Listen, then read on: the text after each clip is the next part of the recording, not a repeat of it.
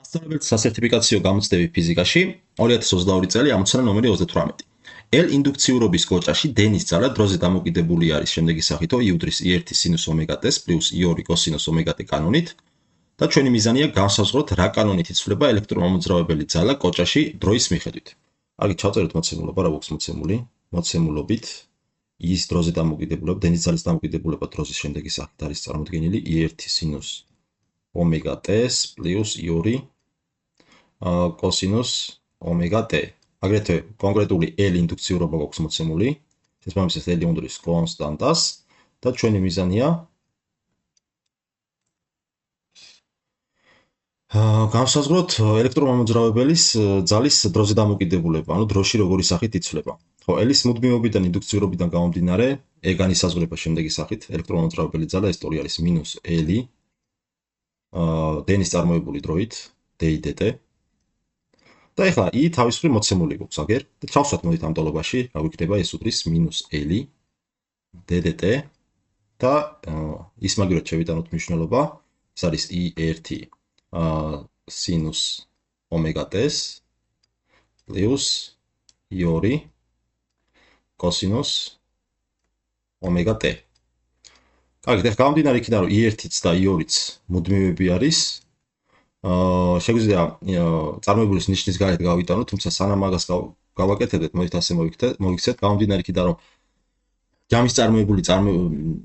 წარმოებული თითოეული წევრის წარმოებულის ჯამის ტოლია, ანუ რაც გულისხმობს იმას, რომ ეს ტოლი იქნება მინუს L, მოდი L-ის ჭრილებს გარეთ დავტოვო და შეგნით რა გვექნება, D-dt გვექნება ცალკე ასაღები I1 სინუს ომეგა-T და ასე ამას კიდე დაემატება უკვე D-dt გაწარმოების ოპერატორი იმოქმედებს შემდეგ მეორე წევრზე, აი ამაზე, ხო, შესაბამისად გვექნება D-dt I2 კოსინუს ომეგა-T. ეხლა გამომდინარე იქიდან, რომ I1-ის და I2-იც მუდმივებია, შეგვიძლია წარმოებულის ნიშნის გარეთ გავიტანოთ, შესაბამისად ეს ტოლი იქნება მინუს L, ეს I1 გადმოვა წარმოებულის ნიშნის გარეთ, I1 ჯერ D-dt სინუს ომეგა-T და დამატებული, აქაც ანალოგიურად ეს I2 წარმოებულის ნიშნის გარეთ გავა, I2 D-dt გვექნება წარმოებული დროით კოსინუს ომეგა-T და ასე ეს უდრის მინუს L გავხსნათ ბრჭყილი I1 ჯერ ახლა სინუს ომეგა-T-ს წარმოებული არის კოსინუს ომეგა-T, დავწეროთ კოსინუს ომეგა-T და გამომდინარე იქიდან, რომ სინუს ომეგა-T რთული ფუნქცია არის, გამომდინარე იქიდან, რომ სინუს არგუმენტში კიდე უზვის წრფივი ფუნქცია, რომელსაც ომეგა-T-ს სახე აქვს, შესაბამისად ეს კიდე უნდა გამრავლდეს რთული ფუნქციის გაწარმოების წესიდან გამომდინარე D-dt წარმოებულზე ომეგა-T-ს. ამას დაემატება I2, აქაც კოსინუს ომეგა-T-ს წარმოებული არის მინუს სინუს ომეგა-T, მოდი ეს გავითვალისწინოთ, აქ მინუსი დაგვრჩება სინუს ომეგა-T და ეს კიდე უნდა გამრავლდეს